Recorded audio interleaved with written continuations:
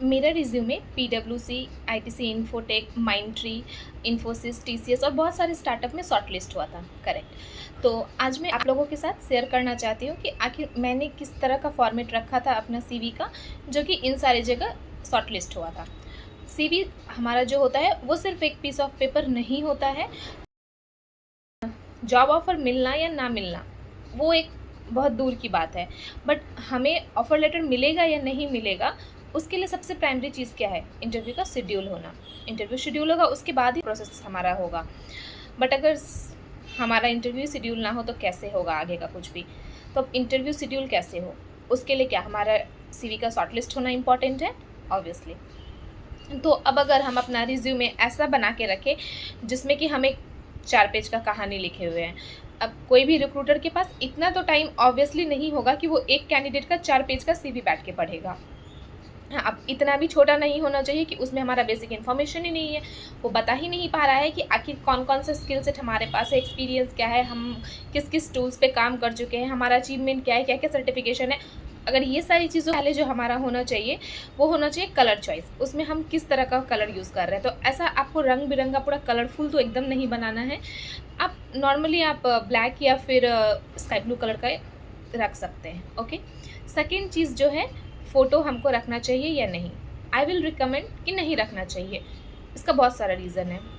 एक रीज़न तो ये है इसका, अब हर कंपनी में ज़रूरी नहीं है कि रिक्रूटर ही आपका सीवी देखे। करेक्ट।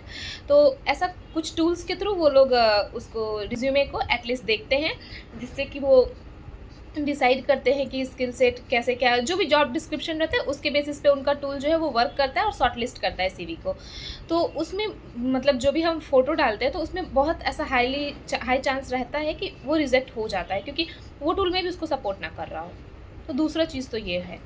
तीसरा चीज़ ये है कि हम जब भी रिज्यूमे को सेव करें तो उसको हम पीडीएफ के फॉर्मेट में करें, किसी और फॉर्मेट में करने से ज़्यादा अच्छा होता है।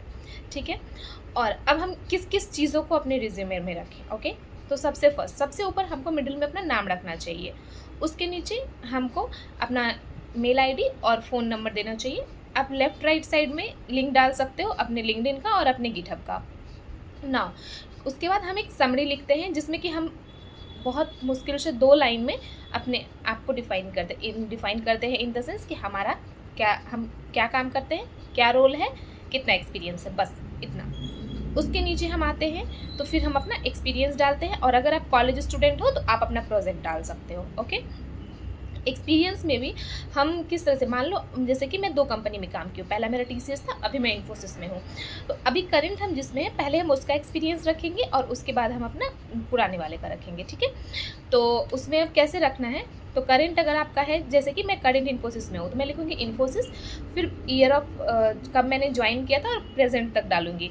उसके बाद मेरा वहाँ पे रोल या डेजिग्नेशन क्या है, एंड मैं किस किस टूल पे काम कर रही हूँ, क्या क्या स्किल है, मैं किस किस टूल पे काम कर रही हूँ, डे टू डे एक्टिविटी मेरा क्या है वो मेंशन करना है। इन द सेम वे मैं टीसीएस का करूँगी कि हाँ मैंने 2022 से 2025 तक वहाँ काम किया है, वहाँ पे मेरा क्या रोल डेजिग्नेशन था और वहाँ पे मैंने क्या क्या किया। ठीक है। उसके नीचे फिर हम अपना एजुकेशन लिखेंगे। एजुकेशन जो है उसको हम इस तरह से लिखेंगे कि पहले हम हायर को लिखें, उसके बाद हम नीचे जाते जाएंगे सीक्वेंसली।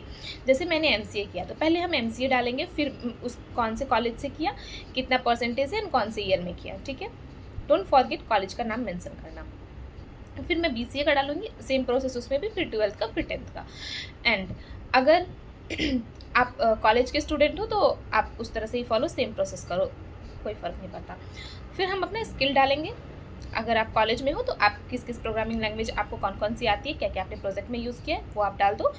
उसके नीचे हम अचीवमेंट्स डालेंगे। अगर आप कॉलेज में हो तो आप उसमें डाल सकते हो, अगर कोई आपको रिवॉर्ड मिला है कॉलेज में या कुछ भी आपका अचीवमेंट है वो। अगर आप ऑलरेडी एक्सपीरियंस हो तो आपने कोई सर्टिफिकेशन किया होगा आप वो ऐड करो, या आपको अपने प्रोजेक्ट में कुछ तो ऐसा मिला होगा ना, अप्रिशिएशन का अवार्ड या फिर कुछ भी रिवॉर्ड, हमको सर्टिफिकेट वगैरह मिलते हैं, वो आप डाल सकते हो।